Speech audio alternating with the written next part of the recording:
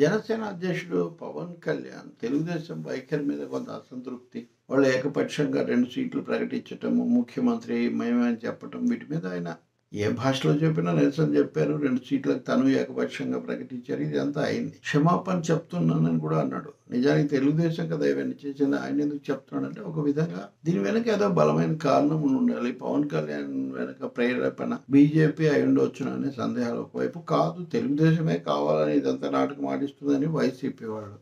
సరే, వైసీపీ ఎప్పుడు వన్ సైడ్గా ఆలోచిస్తుంటుంది కాబట్టి దాన్ని మనం కథ చేయక్కర్లేదు. కానీ బీజేపీకి పవన్ కళ్యాణ్కు జనసేనకు మధ్యలో ఏదైనా జరుగుతుందనే సందేహం ఉంది. నేను ఒక కామెంట్ చేసే పొద్దున, మీరు కూడా చూసుంటారు 2-3 ఛానల్స్లో మాట్లాడినప్పుడు, పవన్ కళ్యాణ్కు ఈ విషయం మీద ఏదో ఒక వివరణ ఇవ్వడము, విచారం వెలిపుచ్చడం తెలుగుదేశం చేయాల్సి ఉంటుంది. ఇంతవరకు చేయలేదు వాళ్ళు అని అన్నాను. నిజంగా చేయలేదు. చేయకపోగా కొంతమంది వాళ్ళ తరఫున మాట్లాడే వ్యాఖ్యాతలు, లేకపోతే టీవీలో కనిపించేవాళ్ళు నెగిటివ్గా కూడా మాట్లాడారు. అసలు పవన్ కళ్యాణ్ ఎవరు పట్టించుకుంటారు, ఆయన మామూలుగా వార్డు మెంబర్గా కూడా గెలవలేరు, ఇట్లాంటి మాట చాలా తక్కువ స్థాయిలోనే మాట్లాడుతున్నారని కూడా అయింది. ఇంకా పోతే అధికారికంగా పార్టీ నాయకులు కూడా ఉమామేశ్వరరావు లాంటి వాళ్ళు ఇంకా ఒకరిద్దరు మాట్లాడినట్టు వీళ్ళు ఎదురుదాడి వైసీపీ మీద చేస్తారు. జనసేనకు సంబంధించి ఏదైనా చెప్పి కొంచెం సర్దుబాటు చేయడం అనే పని చేయకపోవడం నాకు ఆశ్చర్యం కలిగించింది.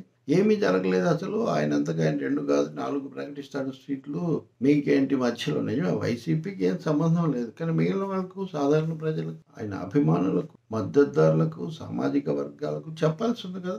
ఎందుకు ఈ గ్యాప్ వచ్చింది, దీన్ని మేము సరి చేసుకుంటాము, ఇందులో ఉద్దేశాలు లేవని చెప్పాలి కదా. దాని బదులు ఎదురుదాడితోనే సరిపెట్టడం. ఇంకా తెలుగుదేశం నాయకులైతే ఇక ఆయన వాళ్ళు కుక్కలు వీళ్ళు కుక్కలు అని ఆ భాష ఎందుకు అంత అవసరం? వచ్చిన సమస్య పవన్ కళ్యాణ్కు, చంద్రబాబు నాయుడుకు, లోకేష్ మధ్య అయితే మిగిలిన వాళ్ళు తప్పకుండా వైసీపీ ఎదురుదాడి చేస్తుంది, వీళ్ళు కూడా వాళ్ళ మీద చేస్తారు. ఇది రాజకీయాల్లో మామూలే. ఇక్కడ చక్కదిద్దుకోవాల్సింది జనసేన తెలుగుదేశం మధ్య సమస్యలు తప్ప మిగిలిన వాళ్ళ మీద దాడి చేస్తారు. అలాంటి సమాధానం వస్తుందేమో అనుకుంటే ఎదురుదాడే ఇక్కడ రావటం మటుకు, అంటే తెలుగుదేశం ఇప్పటికిప్పుడు ఏదో సారీలు పవన్ కళ్యాణ్ క్షమాపణ చెప్పడంలో నిజానికి తెలుగుదేశానికి హింట్ ఇచ్చాడు. వాళ్ళు కూడా కొంత విచారం అలా చెప్తారేమో, కానీ అలా చెప్పడానికి తెలుగుదేశం సిద్ధంగా లేదు అని వీళ్ళందరూ మాట్లాడిన బట్టి దాన్ని బట్టి అర్థమవుతుంది. ఇంకో ఎప్పుడైనా ఏకకాలంలో బీజేపీ కూడా పవన్ ఢిల్లీకి రమ్మంటుందని, చంద్రబాబు కూడా తన ప్రయత్నాల్లో ఉన్నాడని ఇవన్నీ చెప్తున్నారు. 2 రోజుల్లో ఈ విషయం స్పష్టత వస్తుంది బీజేపీ నుంచి అని